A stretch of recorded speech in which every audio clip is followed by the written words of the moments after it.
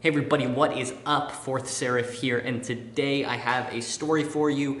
Sorry if there's any noise in the background, someone's doing yard work, and I'm kind of limited on when I can film and where I can film. This is kind of the only spot that I found so far that is going to work well because I don't have a tripod, and so the camera is almost eye level, so I only have to bend over a little bit to fit nicely into the frame here.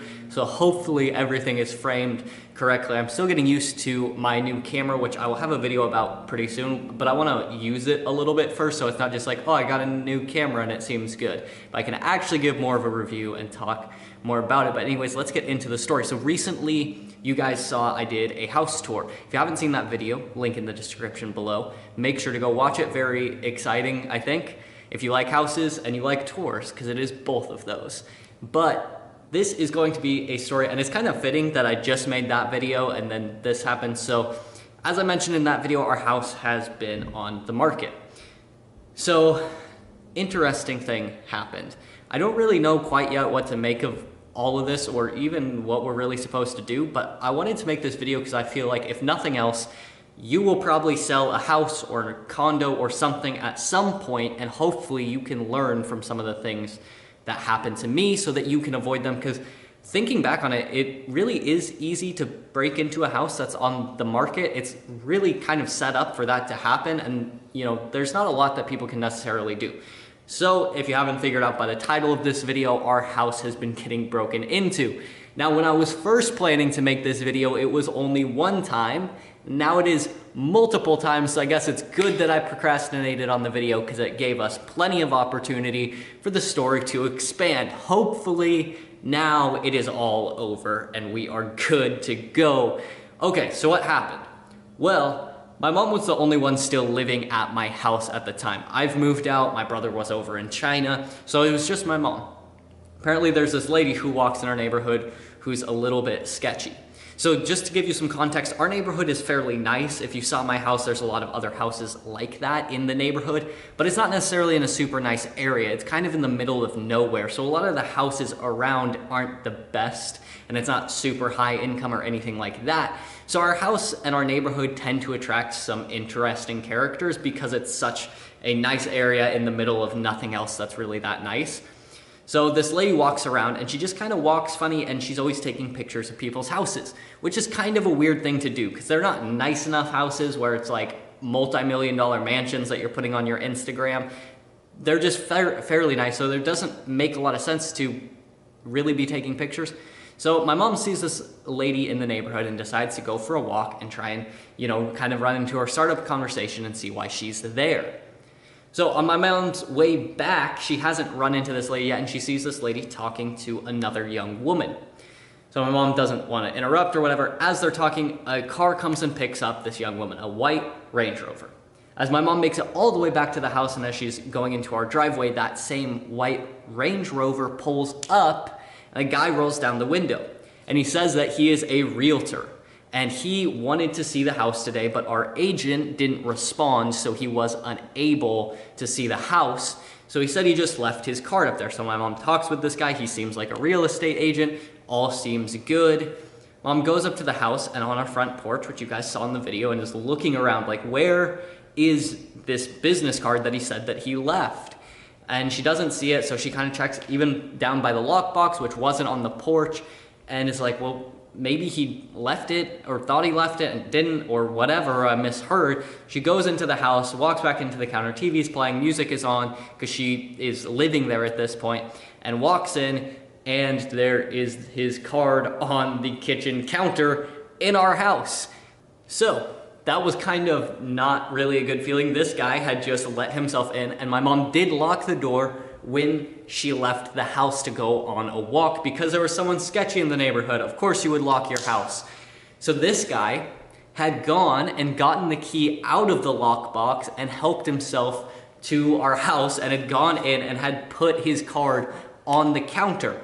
Already a kind of sketchy and scary situation, but this is just the beginning. You guys, this is gonna be so nuts. This is so next level. I honestly can't believe it. I promise you none of this is a lie, but if I was you watching this video, I would be like, oh, he's making stuff up or exaggerating the truth or something, because there is no way that this happened, that a person is doing this. So he said he had called our realtor, right, to see the house, and she hadn't called back. Well, we found out later, because we checked with our realtor, he did call. So the lockbox automatically locks at 8.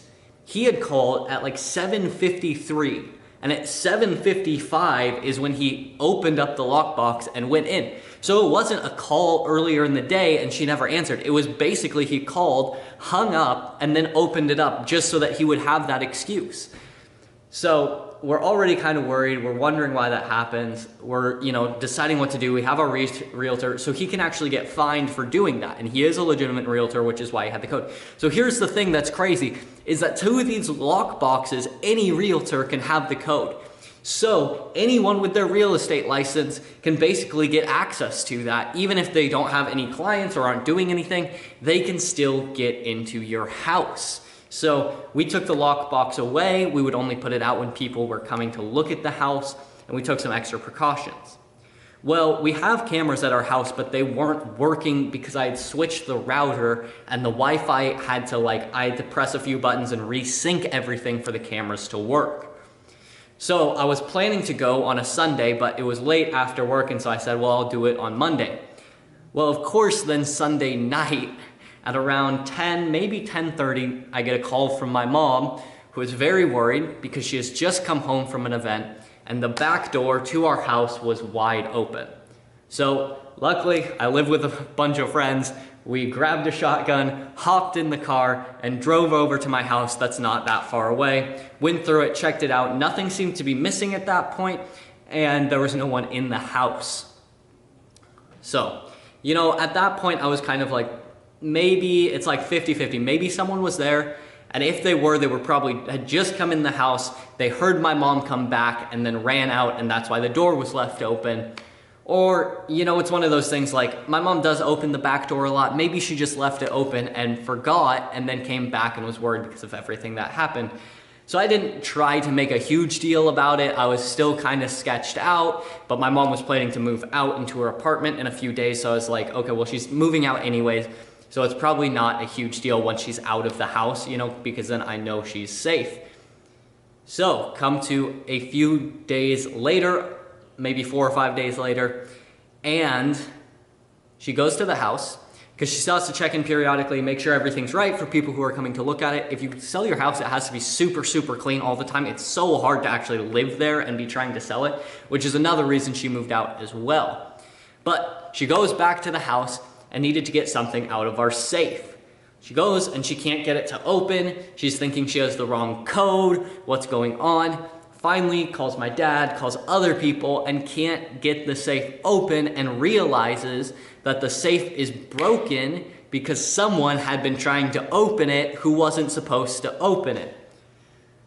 So of course the very next day, we get the drill out, we unscrew the safe and take the whole thing out, take it so the police can try and fingerprint it or whatever they need to do, and mostly just get it out of the house in case anyone comes back.